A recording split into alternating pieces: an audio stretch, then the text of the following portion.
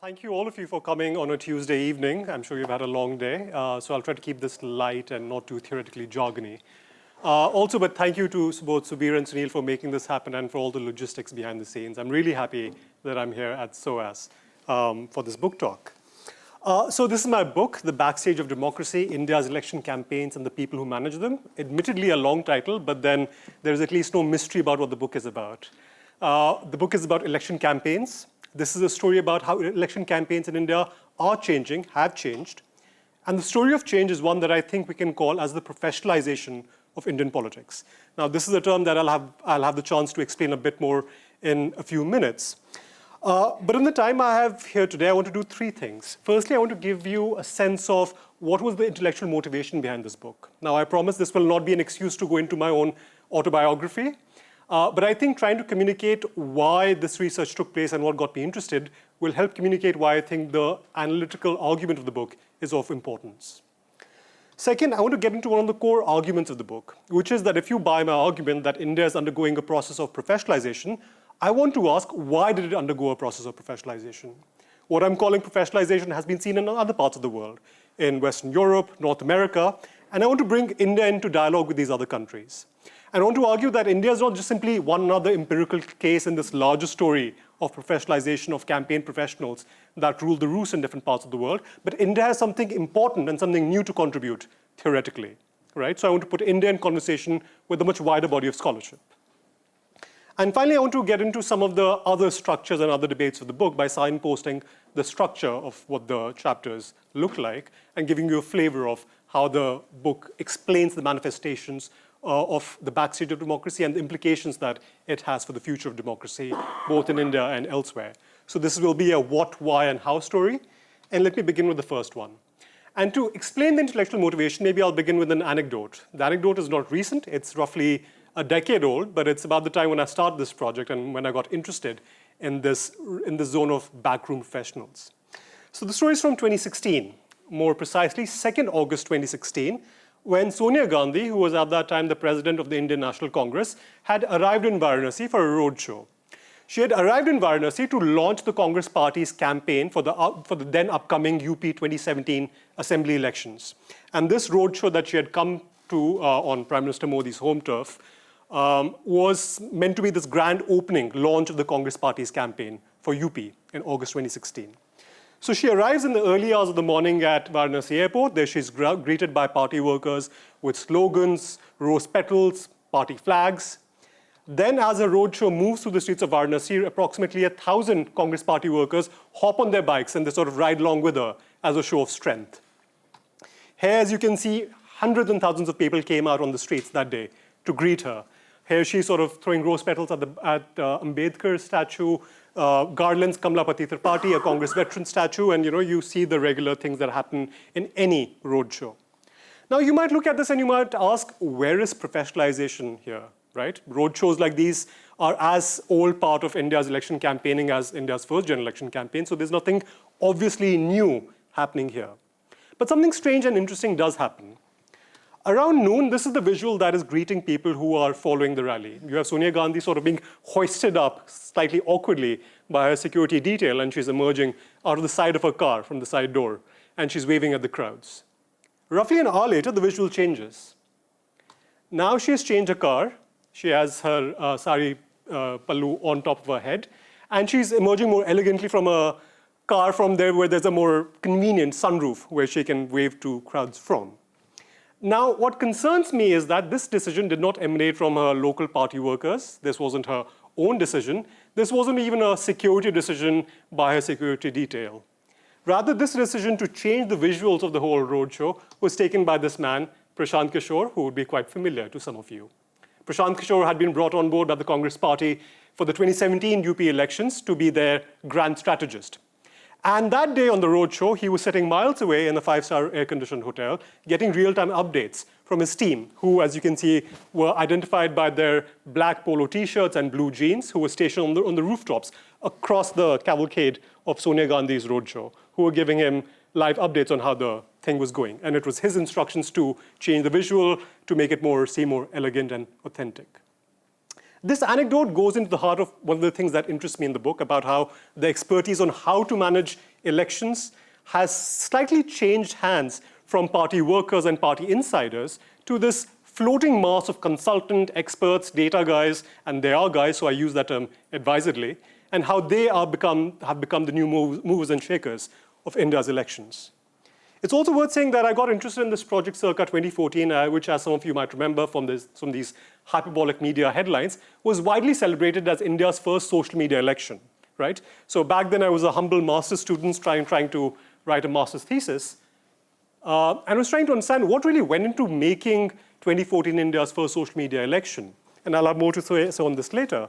And back then when I was doing research with BJP's IT cell and a lot of the social media trolls/influencers, who helped run these pro-Hindutva Twitter handles, I realized that social media was really only the tip of the iceberg. What was changing was a much deeper grammar of how elections were being fought and contested in India. And social media, which is all what journalists were focusing on, was really only the visible aspect of what was changing. The story ran much deeper, and that then became the map of the book.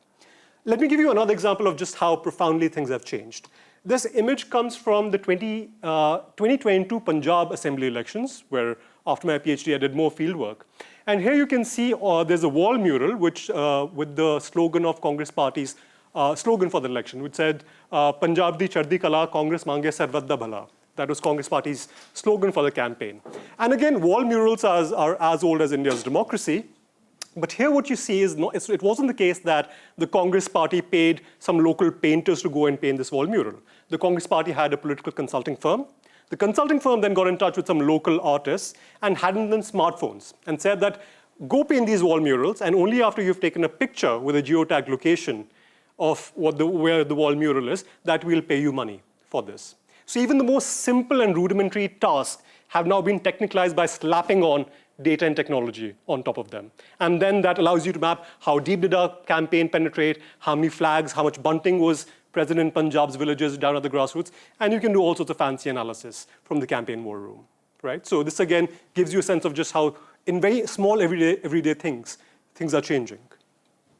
So my argument in the book is that as scholars of Indian politics, we have very sophisticated accounts of how the party system works, how civil society functions, how elections and voter behavior takes place.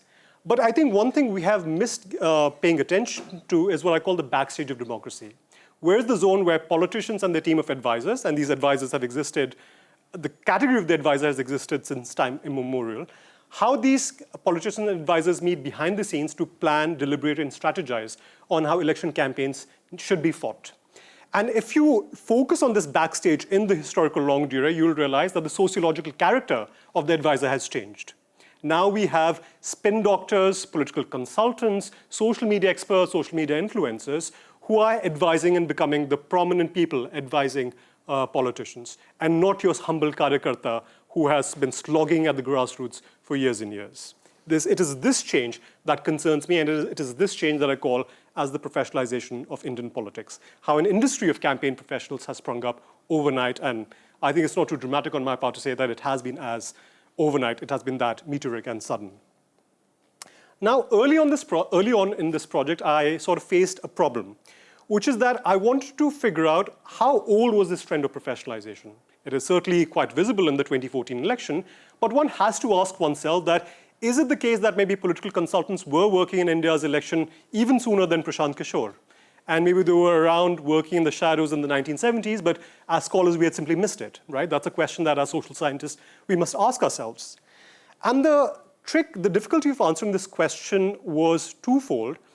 One of the major difficulties is the fact that hitherto, political communication as a subfield in Indian politics has been rather underdeveloped, right? It's only recently that we have had wonderful journal articles and books on political communication in South Asia, but this has been a late development.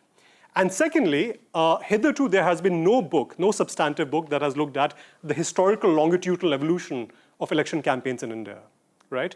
So very early on, without ever being really considering that I might write a history of election campaigns, one of the chapters in the book, chapter 3, looks at a snapshot of how we can categorize the evolution of India's election campaigns since independence. And I argue in the book that India's election campaigns can be said to have evolved through 4 stages. the pedagogical campaign, the populist campaign, the mediatizing campaign, and it is then only later that we come to the phase of the current professionalized campaign. Now, of course, I won't have time to go into the details of this, so let me just give you a small flavor of what the argument here is. The first three phases are what I call the pedagogical campaign. Now, this is the pedagogical campaign because in the newly enfranchised nations, this is a period where politicians and parties are quite interested in almost inculcating a pedagogical mission of converting former subjects into citizens, right? So if you look at the kind of propaganda material that is being produced by all political parties, it's not so much about taking political partisanship as a given, but rather you're inculcating citizens into the conventions of voting and voter behavior. Hot on the heels of this follows the populist campaign, which, of course, is the period where Indira Gandhi looms large. And I call it the populist campaign not simply because you have a populist leader par excellence in the image of Indira Gandhi, but I use populist in the sense that if we understand populism as an ideology which tries to connect the leader with the masses and does away with intermediary institutions, there is something populist in the logic and the structure of how campaigns are being run that makes it populist. So if in the past, if in the first three phases of India's general elections, you had Mandal-level Congress committee, the Pradesh-level Congress committees, who played a very important role in organizing campaigns at the different levels, at the states, at the district, at the village level. In the populist campaign, you see reliance on large posters for the first time, or large rallies, which had hitherto never been seen of that scale. Because what these techniques of campaigning are enabling is a direct contact between the leader and the masses. And intermediary institutions, which in the past had played a very important role in campaigning, are done away with.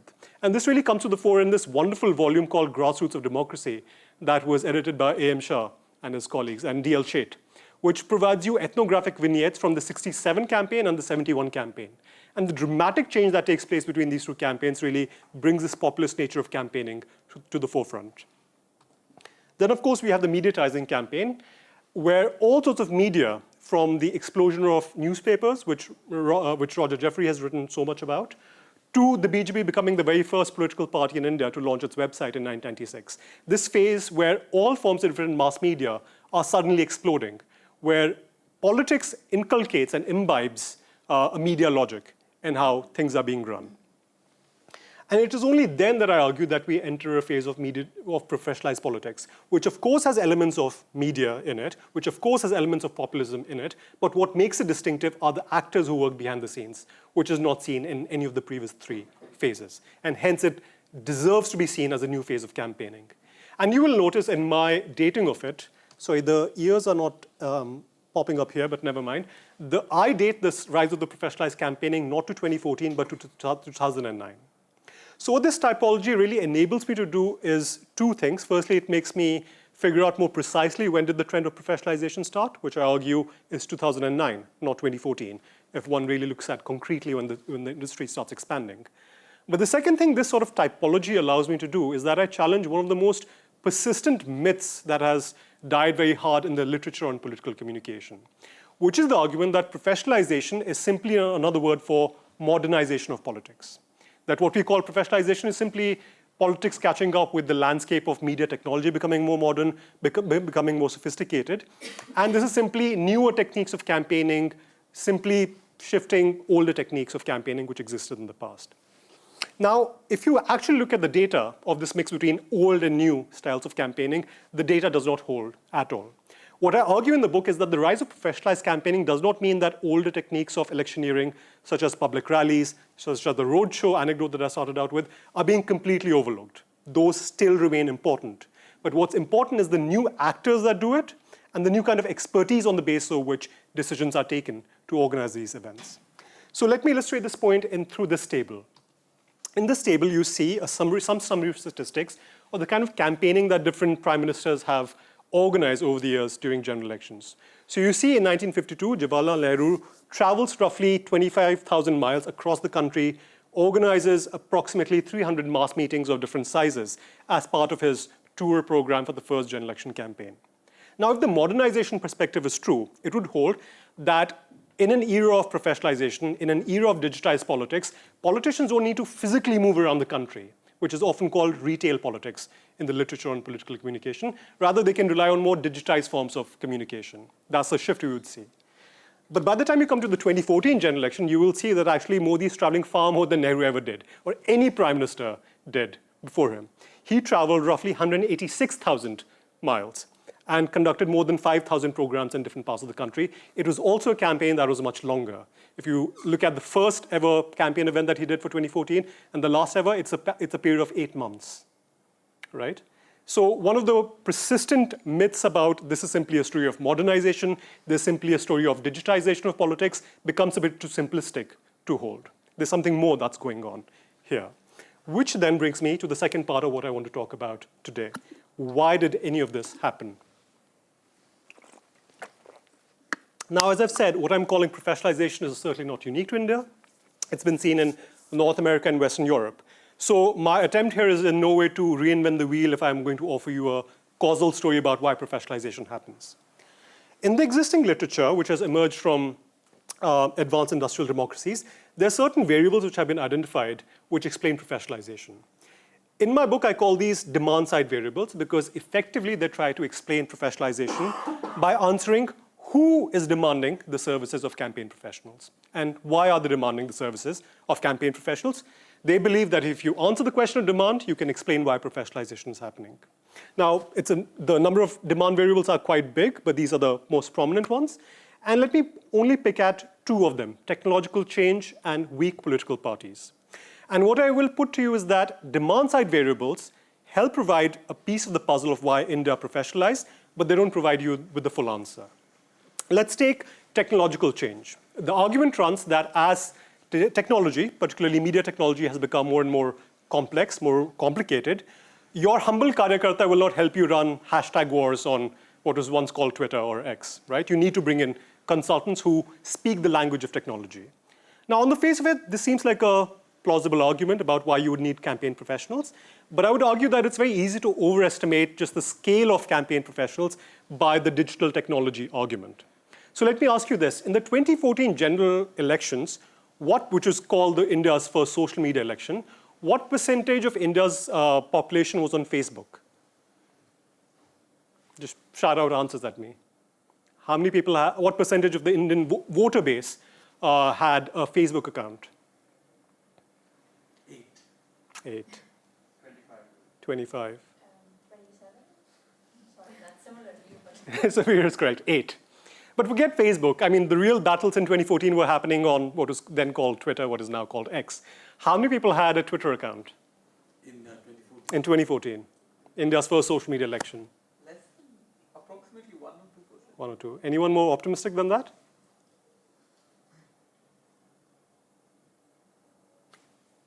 Yeah, it's 3%, right? These figures come from CSDS, Lokniti, National Election Study, right? So this was part of the puzzle I was setting with, that given such limited digital user base, how is it that the India industry of campaign professionals could be justified? Because the vast majority was not even online and using these.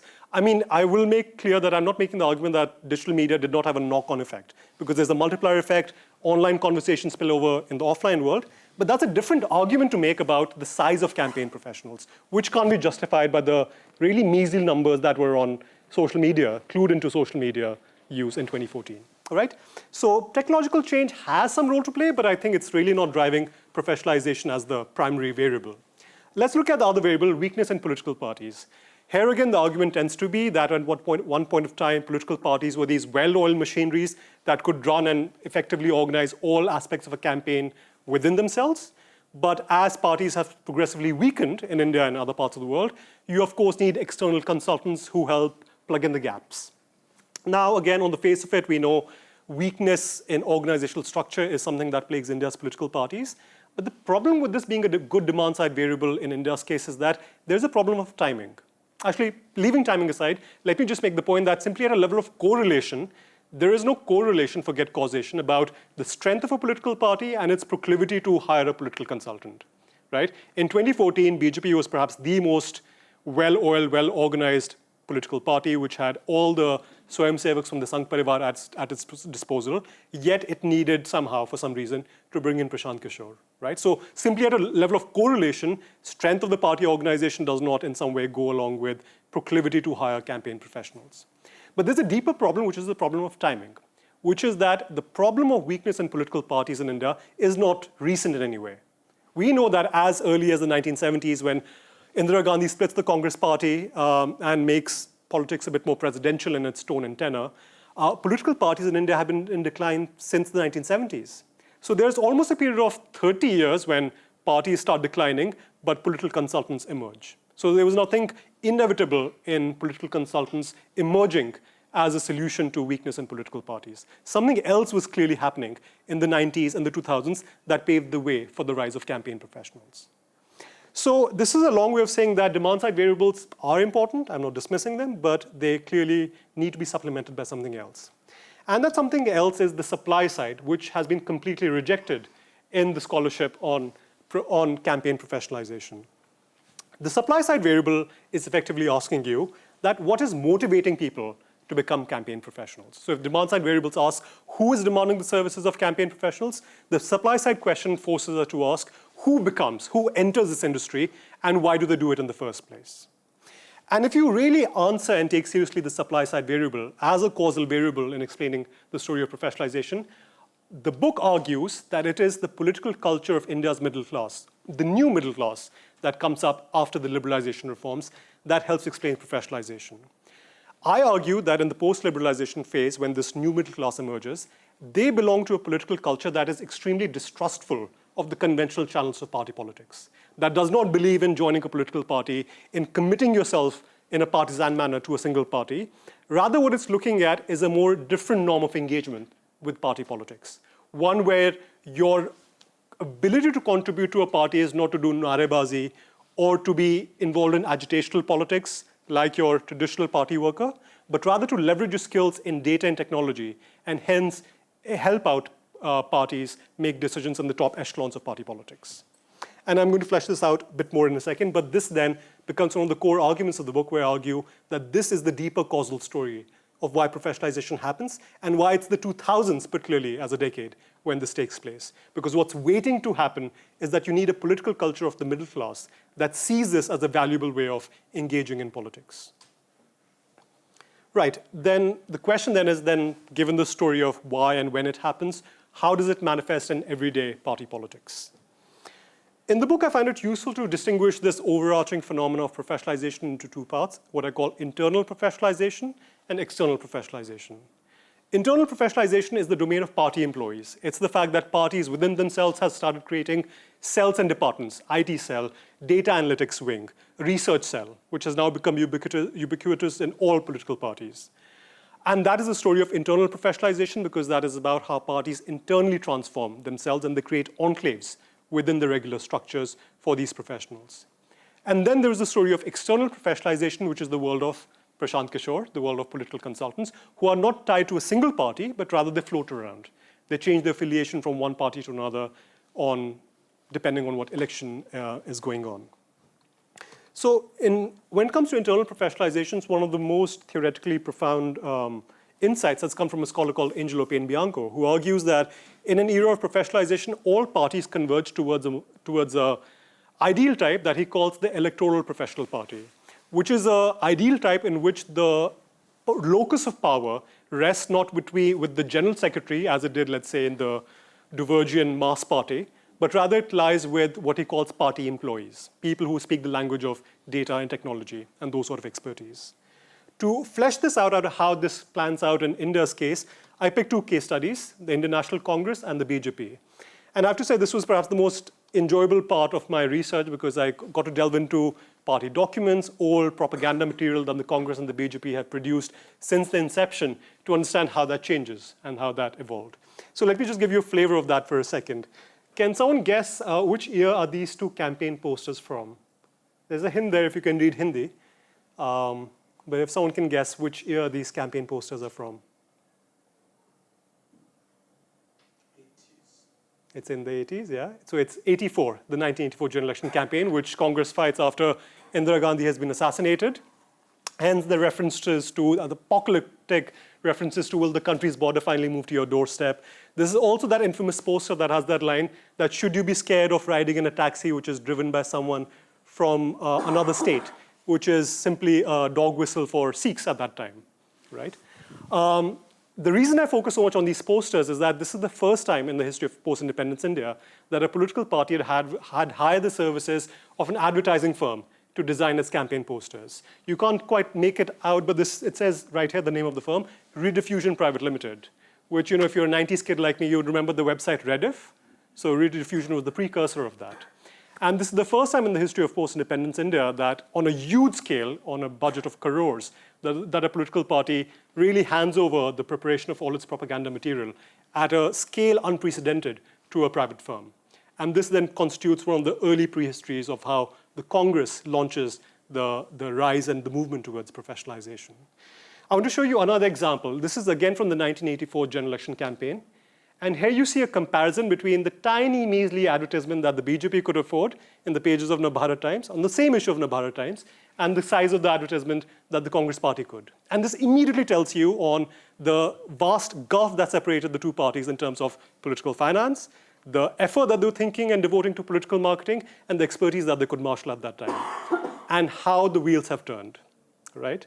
So if there's one thing that this sort of comparison juxtaposition tells you is that there is really no such thing as a first mover advantage when it comes to professionalization. In the chapter on the BJP in the book, I argue that there was something in the worldview of the Sangh Parivar that actually predisposed the BJP to not rely on political marketing. And it had to overcome a huge ideological barrier to eventually embrace techniques of political marketing. And Pramod Mahajan, the late Pramod Mahajan, had a very important role to play. So that's what this brings to the fore. Now, you can, of course, read the Congress and the BJP chapters as standalone case studies, right? That's one way in which you can read them. But I think it's also analytically productive to read them together, the two chapters. And if you read them together as comparative case studies, you would want to ask yourself two questions. The first of which is that why is professionalization making some parties more electorally successful and not others? Why is it that the BJP has, in the larger scheme of things, benefited more from professionalization rather than the Congress? And the second thing you might ask is that, does professionalization lead you to only go towards the median voter? Does it make you more centrist? And does it lead you to shed your ideological baggage? And this is a hypothesis that, again, is quite prevalent in the current literature, which has come out of advanced industrial democracies. And the Labour Party is cited as the most quintessential example of this tendency, that with the reinvention of the New Labour and the coming of spin doctors such as Alistair Campbell, and Peter Mendelsohn, the Labour Party sort of became a bit more centrist. So this is a famous hypothesis that is often thrown around.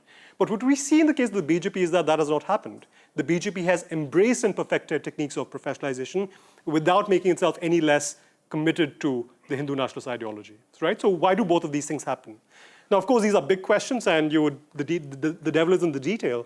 But if I had to give you a one-word answer, the word would be path dependence. There is something very critical about the moment in which the Congress professionalizes and moves towards professionalization versus when BJP does that. Congress does it at a moment of weakness, where after decades of deinstitutionalization that has taken place under Indira Gandhi, Rajiv Gandhi comes to the fore, and he uses professionalization and campaigns such as the rediffusion campaign almost like a Band-Aid to paper over the weakness in the party machinery. Whereas the BJP chooses to professionalize from a place of strength, where it is already ideologically robust, where it already has a wider ecosystem of sympathizers. And it is this moment, this critical juncture when you choose to professionalize, that gives you the answer to these questions. Now quickly on to external professionalization, which is the world of political consultants. Now this has really been the most dramatic transformation that has taken place in Indian politics. And just to communicate just how dramatic this has been, I often like to share this data point, which is that in the year 2000, a scholar called Fritz Plasser did something called a global consultancy survey, in which he went to different parts of the world and he asked different party managers, party workers, that one, have you ever hired a political consulting firm? And two, what is the future that you see for political consulting firms in your country? And in India, he found that 0% of Indian politicians in the year 2000 said that they'd ever used one. And another 77% said that they thought these consultants had no future.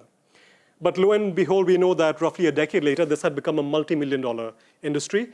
These are figures from a 2014 report. Now, of course, I have to say that political consultants, this is not a category that one can register one's firm under.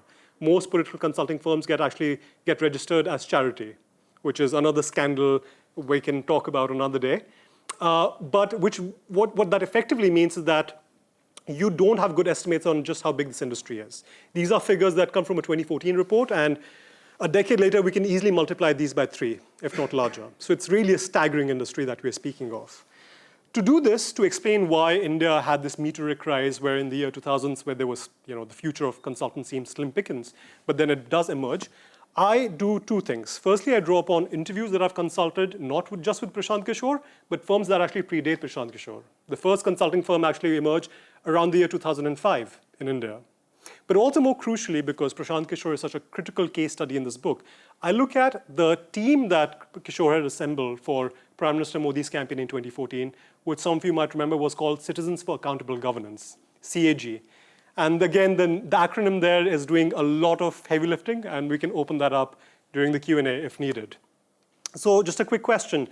What do you think was the average age of a CAG worker in the 2014 campaign? This is the team that was running Chai Pe Charcha, the 3D hologram rallies, the most dramatic, tech-savvy things that we saw in the 2014 campaign. So what is the average age of a CAG worker that Kishore had brought along? 28. 28. Any other guesses? 30-ish? Okay. It was actually 24, all right?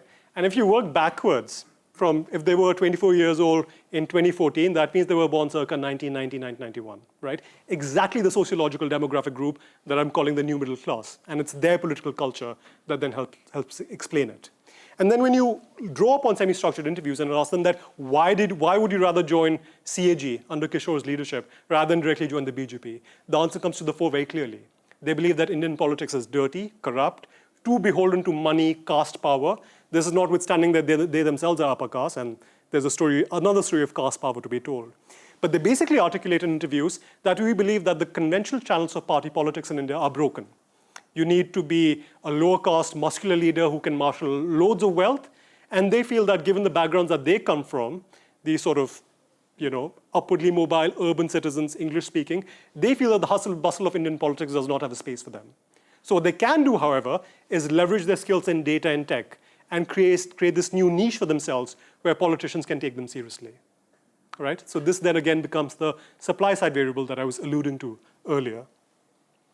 One thing worth saying is that this is not simply a story of India. What has really fascinated me in the last few years is that the kind of discursive strategies that Prashant Kishore and its firm IPAC uses have been replicated in other parts of the developing world.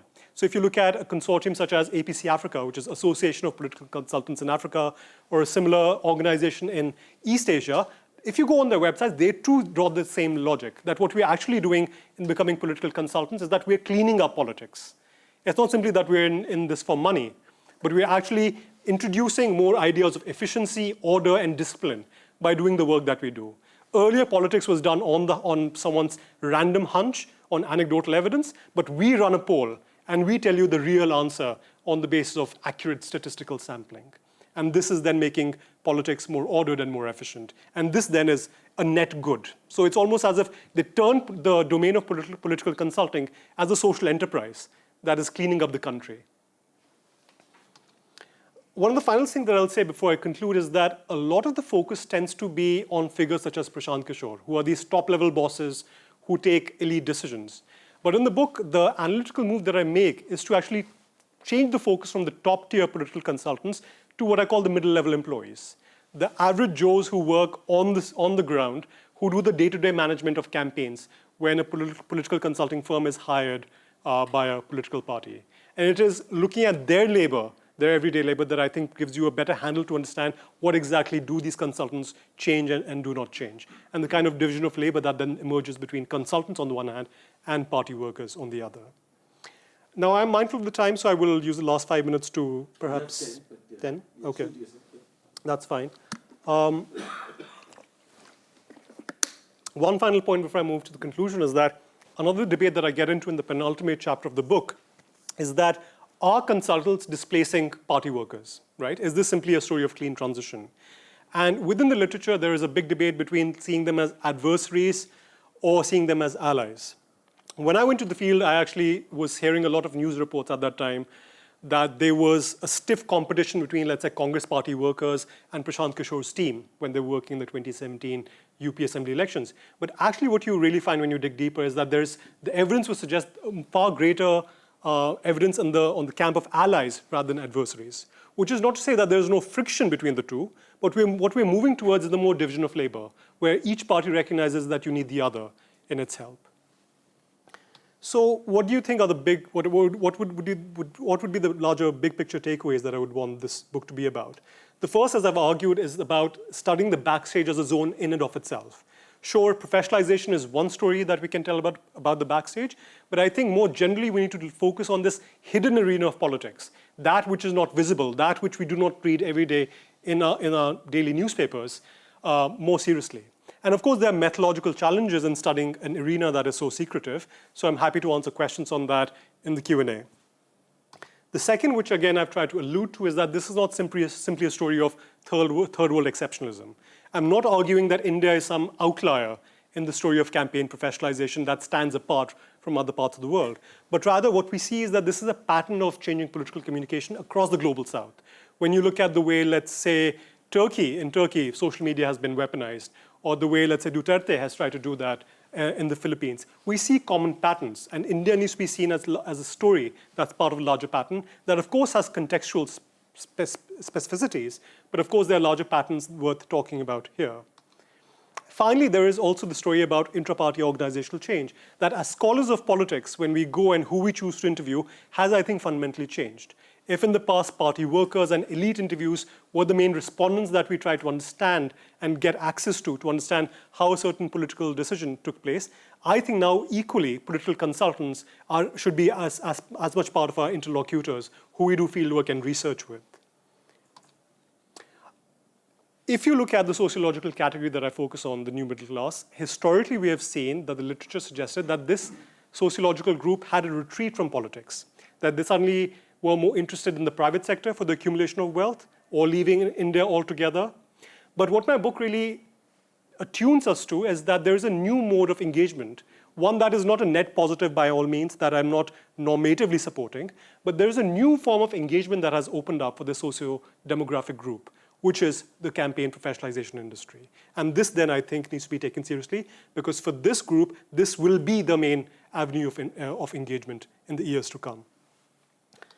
But equally, because I said this is not something that we can celebrate as a net positive from a normative angle, I think this is also problematic because this shows the emergence of a shadow elite that works behind the scenes. Of course, these are people who complain about the power of caste, muscularity in Indian politics, but what I want to emphasize is that this is also a demographic group that has privilege of its own, right? It is extremely affluent in terms of its class position, but also in caste terms. And I should also add that in all the years that I've been doing interviews and research with political consultants in India, thus far I've only met one woman who's the head of a political consulting firm and one Muslim man, right? So the fact this is an industry that is dominated by upper caste Hindus shows that the kind of cultural and social capital that they themselves marshal, notwithstanding their diatribes about how Indian politics has its own representational blockages.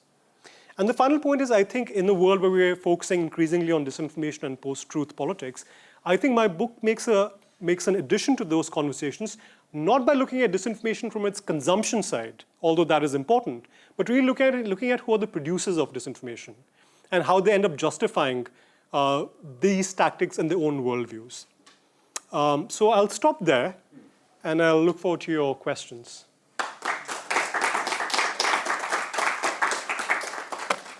Sure, yeah. Please do introduce yourself. I would love to know your names. I am Marshall Nanda. I'm doing a PhD at Queen Mary University of London, and I'm doing it in comparative literature, not in politics.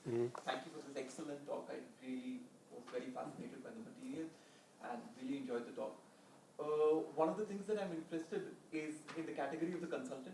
Generally, also there's this nobody knows what the consultant does. Yeah. So I just wanted to, if you could break down the category into what do these consultants do, and what are the various kinds of activities that they engage in, and how it kind of helps the party in winning elections. The second is that you position, or at least in the self-fashioning of these consultants, you say that they are against the muscle power. And BJP, which kind of leads in this kind of professionalization of politics, also has a very strong muscle power at the ground level. So there is a constant coexistence of these two elements, probably not together, but at different parts of the party.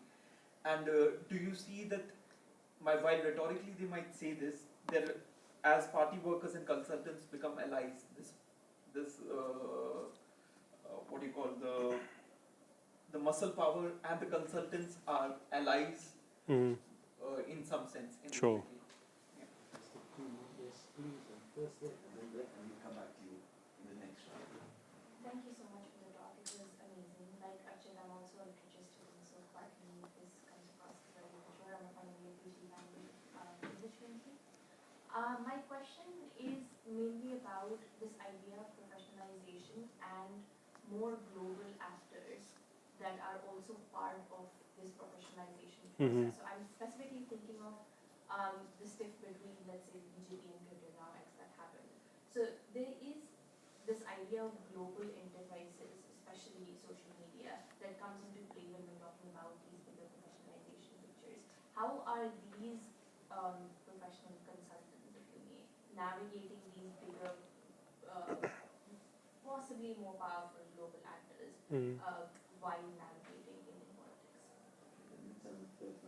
My name is Sunitha. I'm a PhD student in social anthropology at Cambridge. Thank you so much for this incredibly fascinating talk. And my work actually kind of is in conversation with yours. I look at political work, not limited to consultants, but through party workers. In my field is Delhi, but I kind of am generally interested in that kind of thing. My question was actually about ideology.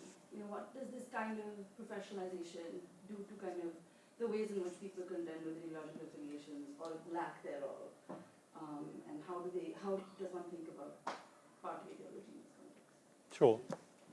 All great questions. So starting with the first one, consultants and what kind of activities that they do. I think there's a larger question here about political consultants and the kind of parallel move we might be seeing with the use of management consultants, right? So one of my friends and colleagues, Nika Soon-Cheong, she looks at how a lot of state functions have also been outsourced to, let's say, Deloitte, and the way, let's say, the Aadhaar is being rolled out in India. So the point there worth making is that what we see with political consultants, there's a parallel process with management consultants. And there's a larger story here about consultancy as a professional category in and of itself. But more centrally to your questions, what kind of activities that they do? So generally speaking, there's a tendency to categorize political consultants into two categories, specialists or generalists. When these consultants first emerge in India, they tend to be in the category of what is called generalists, in which case they provide what they say all services within the same roof, right? The term that they often use is 360-degree campaign management. This is a term that is very India-specific, and that really communicates that we'll do everything under the sun as long as you're willing to give us money, right? So we'll do outreach workers, we'll get in touch with your district-level employees, district-level party workers, get them ready for the campaign. We'll run social media training workshops for your district-level karyakartas. We'll run polls, we'll tell you what slogans to use, campaign posters. So as the term suggests, 360-degree campaign management. One trend that has emerged in the last few years is that there has been a shift in the nature of industry in India towards that of being a specialist, which is that increasingly one sees firms which have core competencies and which don't pretend to do everything. So IPAC is still one of the last remaining elephants which tries to claim a generalist identity, but more increasingly what you see is that you just have firms that specialize in polling, or let's say just social media analytics. And that is the trend that I think is fair to say is where the industry in India is headed at the very least. A similar thing would also be, I should point out, that a lot of parties have also tried to make these consultants permanently attached to them. So they're not effectively made as cells and departments within the political party, but you become sort of a permanent political consulting firm for that party. So Congress, for instance, has Inclusive Minds, which does a lot of polling for it. The BJP has Virahe, it has Association of Billion Minds, and a number of other ones for many of whom we don't even know their names. So that's a general range of activities that they perform and the different ways in which they can attach themselves to parties. On your second point, so yeah, on the one hand, they're against muscle power, but on the other hand, there's also a recognition that this is happening nonetheless. So in some ways, this is the sort of double speak that these folks perfect. On the one hand, they know that there is still the use of money, power, muscle power, caste networks still remain important. But what they've effectively done is that they've created an insulated niche for themselves within it, where these things are no longer playing out. So even though many of them will claim that we're cleaning up Indian politics, what they're simply happy with is simply a domain for which they have expertise over, even though they realize as time has passed on, they're not changing much of the rules by which the rest of the game of Indian politics is taking place. But I have to say, equally, this is not simply a cynical doublespeak altogether. When you look at, for instance, the pyramid that I showed you, when you look at the middle-level employees, one of the questions that I really try to ask them is that, sure, you come to this industry with certain goals and certain ambitions. You think that this is a slightly better and more efficacious way of engaging with party politics. But do you come out of it completely cynical and completely disillusioned? Or do you still retain a sense of, okay, things can change, we can do things slightly better? And I have to say, there it's a bit of a mixed picture. So they know that they can't completely transform the rules of Indian politics simply by speaking the language of data.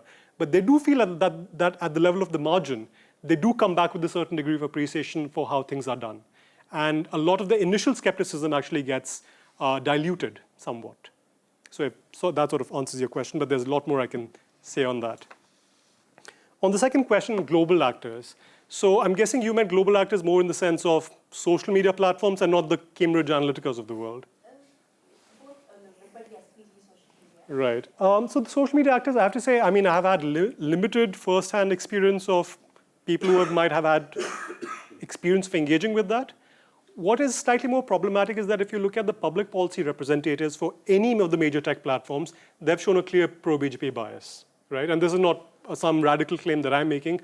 Journalists in Scroll, for instance, have chased this news story really doggedly. And they've found that the real interface that should concern us is not between political consultants and some representatives of social media platforms, but rather these social media platforms themselves are constantly lobbying with the current government. So notwithstanding the fights that we see between X taking down and sort of resisting some clamp down on tweets and Twitter handles that the BJP might request, the real story actually is that X, Facebook, all of them have public policy experts residing in India who are actually negotiating with the government around the clock, notwithstanding skirmishes that might emerge here and there. So I think that is the real story, but that's also something that I can't claim I have first-hand experience of interviewing people who work in that domain. But I think that's how I would look at it. On the last question, by the way, fascinating that you work on political work. We should definitely speak afterwards. But on ideology, so if you look at all the consultants, or if you look at any Prashant Kishore interview, and they try to sort of get him to pin down an ideology onto him, he'll say, I'm ideology averse. He'll also say, I'm party agnostic, two of his favorite words. Now, there are two ways of looking at it, for a social scientist. One is that you sort of take him at his value and you really realize that maybe he's a mercenary, pure and simple, and you try to take that at face value.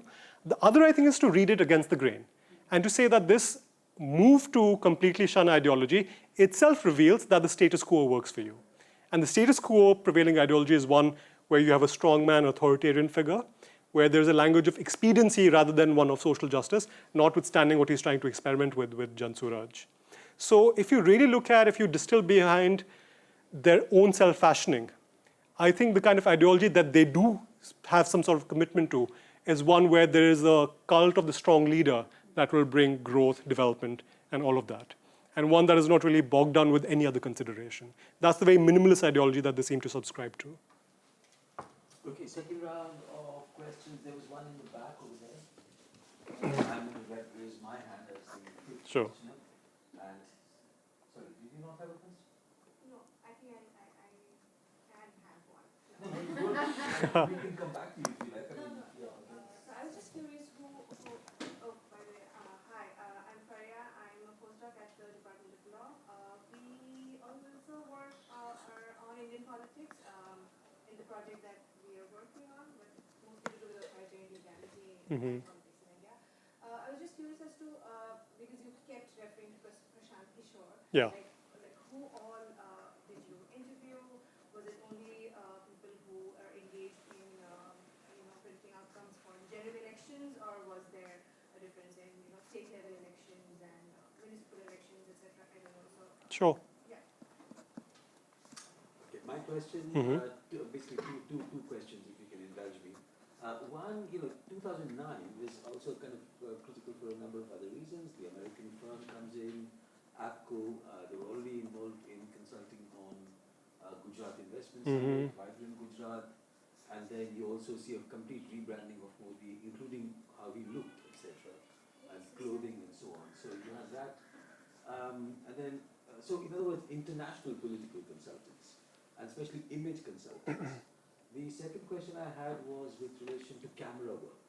There is an enormous emphasis on photographs, and in fact, in some other place I've referred to Indian politics as a photocracy in terms of how much the power of the photograph counts. And in fact, you showed an example of that as well. But also these are photographs which are operating at many different registers. So you have those photographs where some waterfall looks like the face of Modi.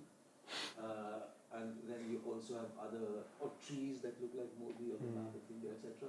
And then you've got others where he's got a mobile phone, so he's I'm sort of techno savvy. And when you showed that, sort of how many people had Twitter, etc. Yeah. And that's 2014, and that's quite early for smartphones. But of course, he at that point is also trying to come across as someone who is with it kind of thing, with the younger generation. Yeah. And what is interesting there also are many very weird photographs that we can see today and say, what was a political consultant thinking? Yeah. Like the famous one of him with 4 books. And doves and yeah. And like ducks and Yeah, things yeah, like yeah. that. So there's a lot that ends up on the cutting floor, but that doesn't negate the very important role that photography and the sort of decision making regarding which photograph goes to which people. So 2014 campaign, I think it was Ravish Kumar in Haryana. The media had already started calling Modi PM in waiting for several months, the inevitability of his coming. And he showed something remarkable in a rally in, I think, sort of just beyond Gurgaon, which was the first use of drones. And you had people who were made to sit, like if you're from village A, you sit here, if you're from village B, you sit there. And the drone takes your picture and projects it on the screen, and they go, let's welcome people from such and such village, yeah? And then that sort of, ties you into that. Right. And the other technique was something called row camera, which was a cut and paste job. So if you take a picture of us from a distance, and then you cut and paste that in some other part of that same photograph, so effectively you only have 1/5 or 1/10 of a crowd, but by cutting and pasting, you can make it appear very massive. So camera tricks as a part of consultancy, if that was something that you came across. That's a wonderful question. Should we take a third one in case there's a third question? Yeah. As you told that a lot of professional actors are being involved in Indian elections, and they have been working from backstage. So how do you think their involvement has impacted the agendas of the election or the manifestos that are being set? Is there a change in the trend of the kind of agendas that are being discussed in the elections right now from earlier days when more of a localized party worker-based system was operational? Or is it same? So I would like to know your opinion. Sure. So starting with the question, which is more on methodology, who I interviewed, and the general sense in which I went about. So I interviewed across a lot of different firms. The only trick is that I can't name what those firms were because a lot of that was done under considerations of anonymity. But what I did do a bulk of the interviews with were during the 2017 UP Assembly elections and the 2017 Punjab Assembly elections. In those 2 elections, both campaigns were being handled by Prashant Kishore's firm, IPAC. So I worked and did a lot of interviews with people who were working at the grassroots in the districts of both the elections. Subsequently, after finishing the PhD, when I was converting this into a book, I also did in-depth parliament observation in the 2022 Punjab elections. There again, I can't name which party I worked for because considerations of anonymity, although I do have an article forthcoming from that, and I think most people can connect the dots and figure out which party this was, but from my side, I can't name them. So that's what the structure of the field work and my respondents really looked like. So to your questions, the first one, I think 2009 is so critical because, as you said, APCO was already doing this. So in general, some of you might already know about APCO Worldwide. This was a firm which claims to have as its employees former Mossad agents, amongst others. And this is a firm that has worked with everyone from Sani Bacha in Nigeria to Nur Sultan Nazarbayev in Kazakhstan.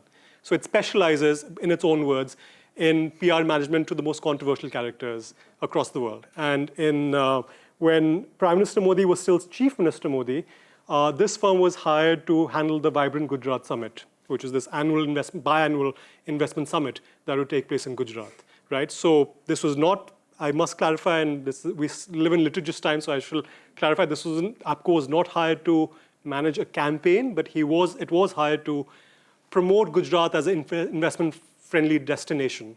And along with that, a whole range of other things happened. Which of course also brings me to the question of camera work, right? So that particular example that you were giving, which I think it was for the Sunday Guardian that Modi did it, and Prahlad Kakkar did this flattering interview that went along with those clawing images, where he was reading some Obama book. I can't remember which one it was. Yeah, it was also a MacBook Pro that he had because, of course, that's what good leaders use. They don't use a Windows laptop. They use a MacBook. Trainers on. Yeah.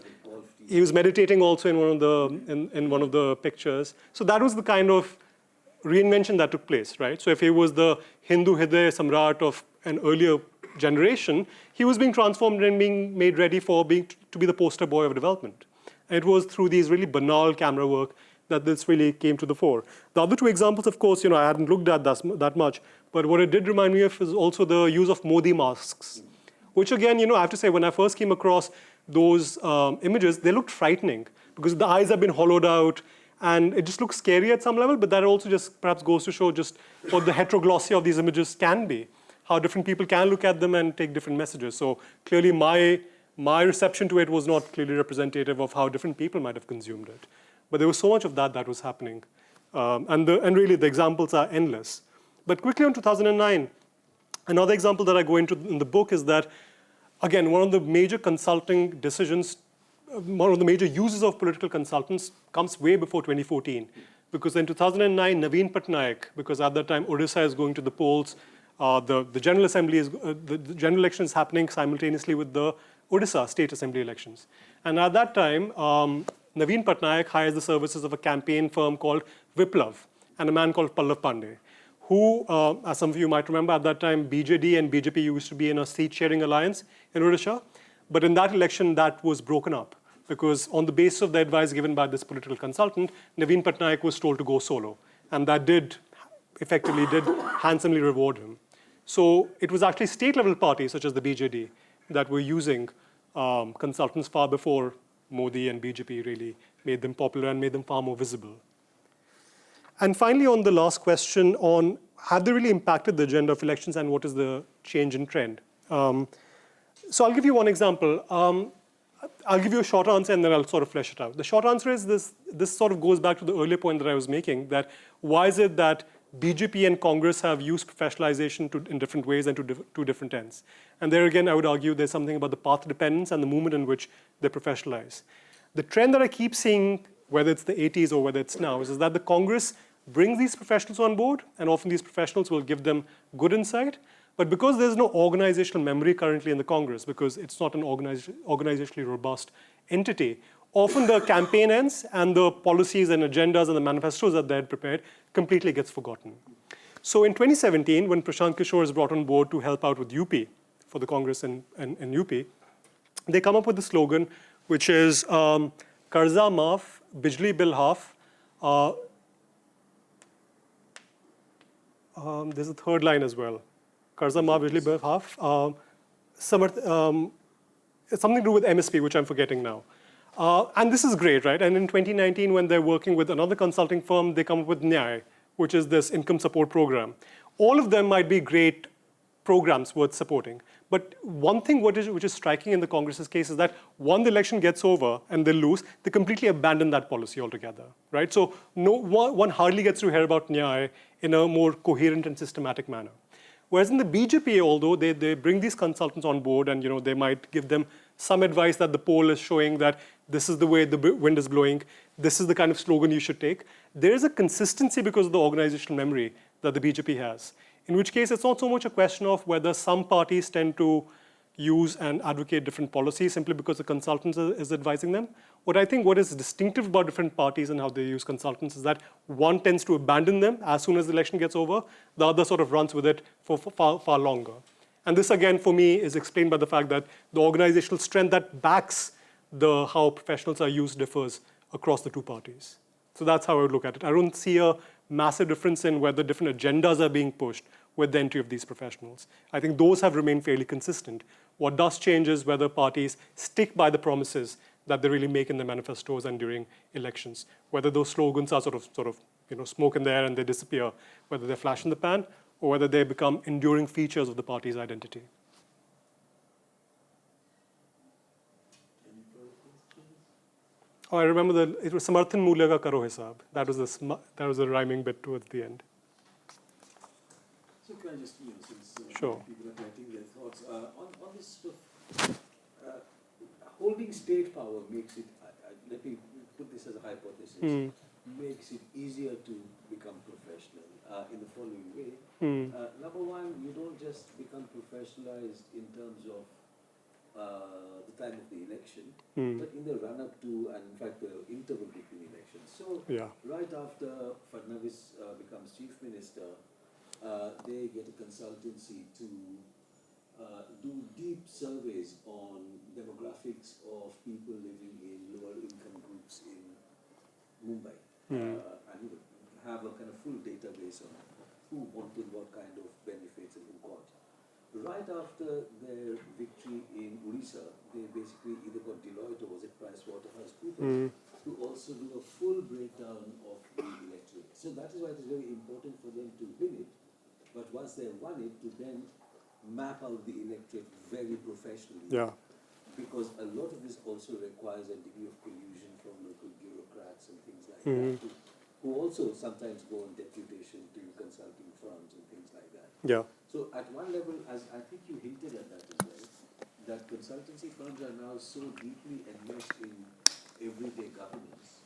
But in these sort of examples, the state machinery and political consultancy firms together create a kind of a database for the BJP that is just not possible for others to do. So that was one. The second one was, when you said, that from an ideological they moved on to, a more general appeal kind of party. And again, I mean, maybe a slightly different proposition could be the following, that you have the professionalization for the BJP. You also have an unprecedented organizational base, that is the RSS. And then, of course, you can add to that the appeal of the PM and, use of religion or fake news, etc. But here is one party that is not that is using all the cards in the deck and many cards from outside of the deck, so to speak. And so the professionalism basically is part of a larger kind of war machine. They even call it the war room. War room, yeah. No, I think both are excellent points. Correct, quickly. Actually, let's take a bit more questions. I just wanted to dig deeper into the previous question. Sure. Like, just as a casual observer of Indian politics, I always felt that the manifestos have become more refined and have been kind of crystallized into three, giveaways, and which are repeated increasingly at every speech by the leader after the coming of the consultancy firms. So, and this is just a hunch, I have no knowledge of it. So I'm saying, do you think that there has not been a shift in manifesto process from the pre-consultancy time to the post-consultancy time? I used to collect Moody artifacts because I write on this sort of thing. And one was a 3D hologram card, which I found in a rally, right after a rally in Gandhi Maidan in Patna. And if you look at it this way, it's Modi as a boy, and it says, Chai ki dukan se, and if you turn it, it is Modi the adult, and it goes, Desh ka kaman tak. Okay, Chai ki dukan se, Desh ka kaman tak. And this was printed in the tens of thousands. It was the streets were littered with this kind of thing. So you don't even have to go all the way to mobile phones and smartphones, like sort of catchy items that were, part of what Prashant Kishore has said. Someone can keep it in the wallet, maybe admire that picture later, So sorry about that. But No, that's really fascinating. Let me start with responding to the observations and hypotheses that you offered, Subir. I think they're completely compatible with what I was looking at. Yeah. Because in some ways, what it was really reminding me of was this argument that a lot of people have made is that we're living in a permanent campaign mode, right? Where it becomes almost impossible to, even as researchers, to say, my fieldwork started at this point and it ended at this point, because when does a campaign itself start and end, right? It's really 24/7, it's around the clock. What it also reminds me of is that being in power, if you're already in power, that encourages professionalization through two domains. One is the political finance route, right? Often this is an open secret that often there is this circumvention of using state exchequer resources to fight campaigns, right? So for instance, in 2015, when Prashant Kishore helps Nitish Kumar and the Mahagathbandhan alliance come to power, he gets rewarded with this cushy position, and this special vehicle is created called the Bihar Vikas Mission, which of course never gets off the ground, but it gives Prashant Kishore all the perks and privileges that a cabinet minister enjoys effectively, right? So use all the resources that come with controlling the state patronage, which then you can reward your people who have helped you fight the election with. So that's political finance. The second route is data that also you pointed towards. I can't name the party, but once I had the chance to do a really in-depth participant observation in the war room of a certain party's campaign war room. And I looked at the kind of data set that they were working with when they were creating their data profiles. One thing worth saying is that there was absolutely zero data protection. So when I asked to see that, can you show me what data you have, an Excel sheet was literally open on a desktop, right? No hard drive, no encryption, no nothing. And in this spreadsheet, literally an Excel spreadsheet, you had people's name, gender, marital status, phone number, bank statement, village, whether they were getting an LPG cylinder at home, whether their mothers were getting some sort of a state pension or not, whether their kids were receiving state scholarship or not. And all of this is only possible if the party who I was doing participant observation with had at some point of time controlled power in that state. Because there are effectively no data protection laws, of course, if you've held power in that state, all sorts of pension, all sorts of state beneficiary data can effectively transfer to your party, organizational wing of your party. So that's really the synergy that then emerges between the two. And equally, I think you're quite right that this is also a trend of using all cards available to you. One question that I really liked asking politicians is that when you hire consultants, do you think they're making a net addition to you winning the election? Do you think they're actually helping you become robust and efficient in any way? And most of them will say no. They're like, we know that they'll take 2 crores from us and they'll go work with the opposite party in the next cycle. And then you ask them, then why are you hiring them? And the answer is as simple as FOMO, fear of missing out.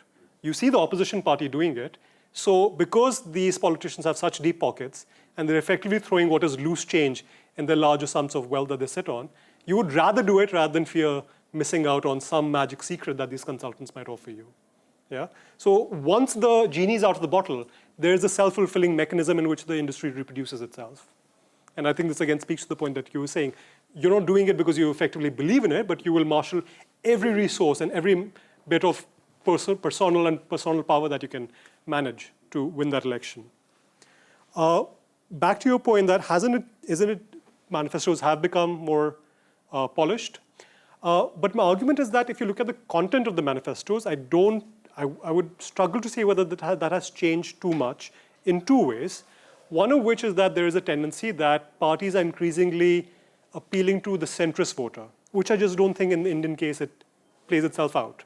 In the book, I found this, during the research for this book, I found this lovely quote by the late Arun Jaitley, who was a prominent BJP leader, who said, in the 90s he said this, that if an opinion poll tells us that development is the issue in a certain state, it would be foolish for us to fight a campaign on Hindutva. Right? These are his exact words. What the takeaway message from that is not that the BJP is this party that picks up Hindutva in one election, abandons it in another state.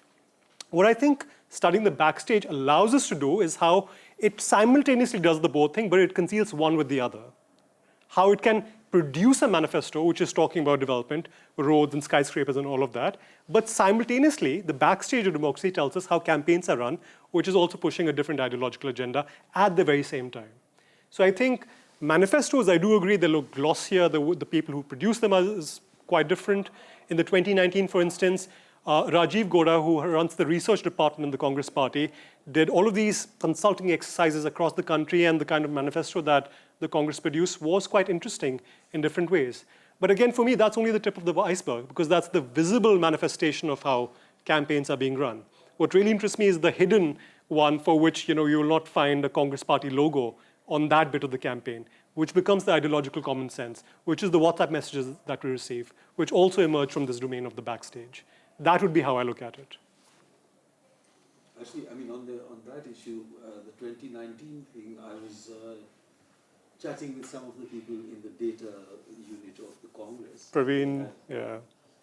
And then they basically had, among other people, they had pollsters and statisticians and data people, and they were basically feeding into Amethi, and Rahul Gandhi lost time. Yeah.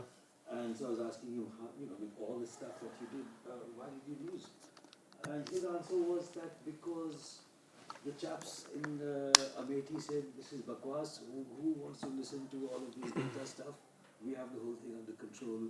And they did not actually go ahead. And so it seems that at constituency level, you might have party officials just overrule the consultant's advice completely. That often does happen, yeah. And then if you look at the way the Congress treated Prashant Kishore, where, also he was weird in asking for a party position, which I don't think is right for a political consultant to do. They took over his 500 or whatever slides it was, and they converted that into their own manifesto, and said, we have paid you, and services rendered, and hamara hisab saaf ho chuka. Yeah. And therefore, you then make that long-term adversary, such as what you're seeing in the Bihar campaign right now. Completely, yeah. Do you think this Sorry? professionalization thing has run its course? Of course. No, I think it's just getting started, really. I think what's... Because they're all doing the same thing. Yeah.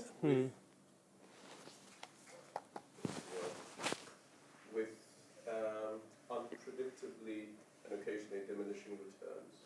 Yes, I think if the question is that has it run its course in terms of making parties and giving them the edge versus another party, I think surely to that extent. But I think that what's driving the logic is no longer victory or success. The industry is, I think the best PR that the industry does is for itself. And to that extent, I think the industry is only getting started.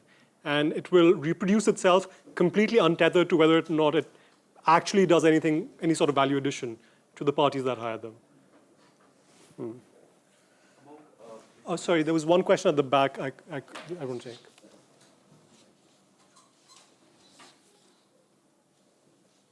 you believe that technique specializations will lead to a maladaptive niche? Sorry, could you repeat that last bit? Do you believe that this sort of technique specializations, be it holograms used in the Modi campaign, be it, for instance, in the last general election, the Labour Party here, we used very specific forms of data analysis and data gathering tools. Do you think it will lead to a sort of maladaptive niche of campaign approaches which sort of masquerade as a specialism, but are realistically, this is the bit of technology I've learnt into, and this is all I am willing to understand or get my head around, Right. until the next consultancy pops up and goes, I have this brand new gimmick or this new idea that will radically change the entire industry. Can there be a sort of industry-wide sort of dominant players, or will there just be replacement major figures? Right. Sorry, your question. So, do you think that, of course you discussed with the weak political system lead to the political party lead to the rise of professionalism, but also do you think that weak political communications of leader at tier 1, tier 2, Professor Subir would agree that Taslimuddin in his prime or Lalu Yadav in his prime would not be consultant to do a political communication in any part of the constituency they cater to. And also, the second part is different, is that do you think that the people who work as a consultant in a lower and the middle rank, I had the chance to meet some of them in Barawi when Dharmendra Pradhan was leading that. They are not the staunch Ambedkarite who currently working in civil society in a different capacity, but they go because they young and they need some. So do you think it's in a sense that the rise of unemployment has also some kind of factor to go into this area of rising consultants, not because of ideological commitment, but because of necessity and the kind of economic unemployment? Yeah. On the first question, if I understood the question correctly, I mean, will we simply see an endless cycle of new gimmicks and new entrants and this process of creative destruction within the industry, perhaps? I mean, it's hard to say for sure, because it's quite possible the way things are moving that there might still be a single player that might dominate it. So it's hard to be too sure about the structure of the industry in and of itself. But I will say that there is something about what you said, that each cycle of elections in India, we've seen that a new latchword has become prominent. So right, if 2014 was social media election, 2019 was WhatsApp election, 2022 state assembly elections were the big data elections, and 2024 was the AI election, right? I mean, on the one hand, this is just hyperbolic journalism doing its job. But equally, I think what it says also is that these consultants themselves want to be at the forefront and be at the cutting edge curve of the new thing that they can sell politicians. If you dig deeper, you realize a lot of it is shallow. A lot of these consultants who I was doing follow-up interviews with in 2024, they wouldn't be able to give you a general definition of what AI is and how that distinguishes between AGI versus regular AI. So, right, the knowledge of all of these techniques can be quite shallow, but the way they'll sell these as services can often be quite fancy and boastful. So that is a trend that I think we will continue seeing. On your first question, so was the question that, is it the case that there is a weakness of local leadership of political parties? There were tier 2 leadership. I mean, the one who holds prominent Yeah. positions at tier 1, tier 2 level. Are they weak in political communications that lead to the rise of this? It's not so much whether they are or they aren't weak, but I think just in the structure, I mean, it goes back to the causal framework that I was setting up, that there's something about the weakness in political parties that prevents and feels threatened by tier 1 and tier 2 leaders. And hence, there might be great talent within political parties, all parties at that level, but there will be representational blockages that enable these leaders to climb the rungs. And so this becomes part of the same explanatory variable, that it's weakness of political parties, of which this is a manifestation, is how I would put it. And then the second question was on the financial logic. Could you quickly remind me on? The unemployment as a factor. Unemployment, yes. So yeah, I don't disagree with that. One of the things that really fascinates me with a firm such as IPAC, right? So if you look at the people who went to work at CAG, I don't have the tables here, but they're in the book. 2/3 of them came from IIT Kanpur, right? There were boys from IIT Kanpur, often a single hostel block in IIT Kanpur. That's how small and incestuous that little pool was that formed Citizens for Accountable Governance. Over time, however, what has happened is that they've started recruiting more and more from social science institutes. So TIS eventually became a huge recruiting ground for Prashant Kishore. JNU too, and even DU briefly was doing that. And of course, these firms are offering salaries which can rival the biggest people who come for placement cells in these institutions. So I will not deny that there is a simple attraction with handsome salaries that's driving it. But I think what interests me is the justification that goes beyond that. Because in the case of CAG, when you look at the actual composition who were running the Chai Pe Charchas, these were folks who were getting 6- and 7-figure salaries in Morgan Stanley and all of that, right? And again, I don't want to completely buy their own self-grand narrative that this was some supreme act of sacrifice that they did, leaving their private sector careers to come help Prime Minister Modi become Prime Minister. But I think there's something more that they're pointing us towards, that while finances can be one variable for a certain sector of people who work in this industry, there is something larger in the self-delusion with which the industry has grown and reproduced itself, which is about these stall claims that we're actually cleaning up Indian politics. What we're actually doing is this great act of nation building and social enterprise. And I think that fascinates me a bit more. So I mean, give a really warm round of applause. Thank you so much. We look forward to what's coming next down the pipeline. No pressure. Thank you so much.